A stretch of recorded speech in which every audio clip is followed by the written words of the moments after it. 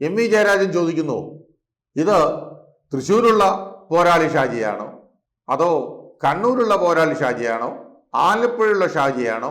നമ്മുടെ കൂട്ടത്തിൽ കുറെ ഷാജിമാരുണ്ട്, ഇതിൽ ആരാണ് പോരാളി ഷാജി?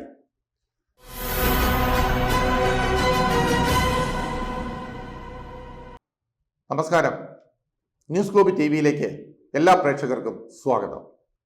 ആരാണ് പോരാളി ഷാജി? ഇപ്പോഴാണ് സഖാക്കന്മാർ പോരാളി ഷാജിയെ കുറിച്ച് അന്വേഷിക്കുന്നത്. വി ജയരാജൻ ചോദിക്കുന്നു, ഇത് തൃശ്ശൂരുള്ള പോരാളി ഷാജിയാണോ, അതോ കണ്ണൂരുള്ള പോരാളി ഷാജിയാണോ, ആലപ്പുഴയുള്ള ഷാജിയാണോ? നമ്മുടെ കൂട്ടത്തിൽ കുറെ ഷാജിമാരുണ്ട്, ഇതിൽ ആരാണ് പോരാളി ഷാജി? ഈ പോരാളി ഷാജി ആരാണെങ്കിലും CPM നേതൃത്വത്തിന്റെ പിടിപ്പുകേടും അവർക്ക് സംഭവിക്കുന്ന മൂല്യച്യുതിയുമൊക്കെ പലപ്പോഴും ചർച്ചയാക്കി കൊണ്ടുവരാറുണ്ട്. നവമാധ്യമങ്ങളിലൂടെ ഈ പോരാളി ഷാജിയുടെ പോസ്റ്റുകളൊക്കെ വരുമ്പോൾ അതപ്പോൾ തന്നെ ചർച്ചയാകാറുമുണ്ട്.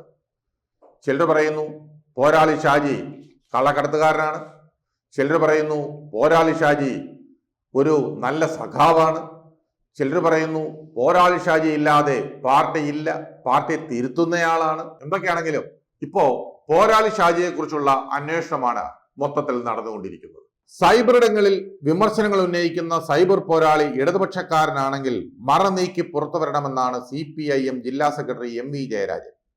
സൈബർ ഇടങ്ങളിൽ പോരാളി ഷാജി എന്ന പേരിൽ നിരവധി പേജുകളുണ്ട്. അതിൽ ഏതാണ് ഇടത് അനുഭാവമുള്ളതെന്നും ഏതാണ് UDF പണം കൊടുത്ത് നിലനിർത്തുന്നതെന്നും പറയണമെന്നുമാണ് ജയരാജൻ ആവശ്യപ്പെട്ടത്. ഈ ഷാജി കണ്ണൂരുകാരനാണോ തൃശ്ശൂരുകാരനാണോ എന്ന് അറിയില്ലെന്നും വി ജയരാജൻ പറയുന്നു. പേജിന് പിന്നിൽ പ്രവർത്തിക്കുന്നവർ ഒളിച്ചിരിക്കാതെ പുറത്തു വരണം. ഞാനാണ് യഥാർത്ഥ പോരാളി ഷാജി എന്ന് പറയാനുള്ള ധൈര്യം ആരായാലും കാണിക്കണമെന്നും ജയരാജൻ പറയുന്നു. ബുധനാഴ്ച വി ജയരാജനെയും ഇടതുമുന്നണിയെയും വിമർശിച്ച് പോരാളി ഷാജി രംഗത്തെത്തിയിരുന്നു. തെരഞ്ഞെടുപ്പ് തോൽവിക്ക് പിന്നാലെ പോരാളി ഷാജി ഉൾപ്പെടെയുള്ള ഇടത് അനുകൂല സോഷ്യൽ മീഡിയ ഗ്രൂപ്പുകളെ തള്ളിപ്പറഞ്ഞ് വി ജയരാജൻ രംഗത്തെത്തിയിരുന്നു. ഇതിനു മറുപടി നൽകിക്കൊണ്ടുള്ളതായിരുന്നു പോരാളി ഷാജിയുടെ പ്രതികരണം. ലോക്സഭാ തെരഞ്ഞെടുപ്പിലെ LDFന്റെ തോൽവിക്ക് കാരണം അധികാരത്തിന്റെ സുഖസൗകര്യങ്ങളിൽ ജനത്തെ മറന്ന് അവരെ പിഴിഞ്ഞു ഭരിച്ചതാണെന്ന് പോരാളി ഷാജി പറയുന്നു. ഇടതുമുന്നണി തോൽക്കാൻ പോരാളി ഷാജിയോ ഗ്രൂപ്പോ കാരണക്കാരല്ലെന്നും ഈ പോസ്റ്റിൽ പറയുന്നു. ജനങ്ങളെല്ലാം കാണുന്നുണ്ടെന്ന പഞ്ച് ഡയലോഗ് പറഞ്ഞാലൊന്നും ആരും വോട്ട് ചെയ്യില്ല. എല്ലാം ജനം കണ്ടതുകൊണ്ടാണ് ഇടതുമുന്നണി 19 ഇടത്തും 8 നിലയിൽ പൊട്ടിയതെന്നുമാണ് പോരാളി ഷാജി പറഞ്ഞത്. ലോക്സഭാ തെരഞ്ഞെടുപ്പിൽ LDF തോൽക്കാനുള്ള 19 കാരണങ്ങൾ ചൂണ്ടിക്കാട്ടിയായിരുന്നു ഷാജിയുടെ പോസ്റ്റ്.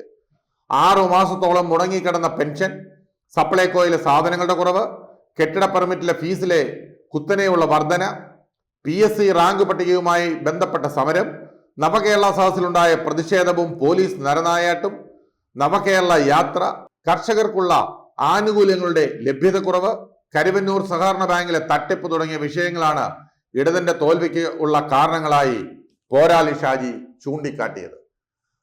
ഇതൊക്കെ എല്ലാവർക്കും അറിയാവുന്ന കാര്യമാണ്. കരുവന്നൂർ കേസിന്റെ ഗതി അവിടെ BJP ജയിച്ചതുകൊണ്ട് ഇനി അതും ഗോവിന്ദ ആകാനാണ് സാധ്യത എന്ന് ഞങ്ങൾ നേരത്തെ തന്നെ റിപ്പോർട്ട് ചെയ്തിരുന്നു. നമുക്ക് കാത്തിരുന്ന് കാണാം.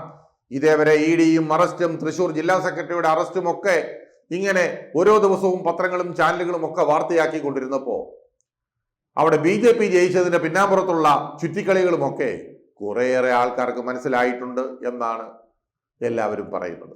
എന്താണെങ്കിലും ശരി, പോരാളി ഷാജി ഈ പറഞ്ഞ കാര്യങ്ങളൊന്നും ഈ പറഞ്ഞതുപോലെ തെറ്റൊന്നും കാണുന്നില്ല. കാരണം ഈ പറഞ്ഞതൊക്കെ തന്നെയാണ് ഏകദേശം തോൽവിക്കുള്ള പ്രധാന കാരണവും. ഇടതുപക്ഷം ജനങ്ങളിൽ നിന്ന് ഒരുപാട് അകന്നുപോയി.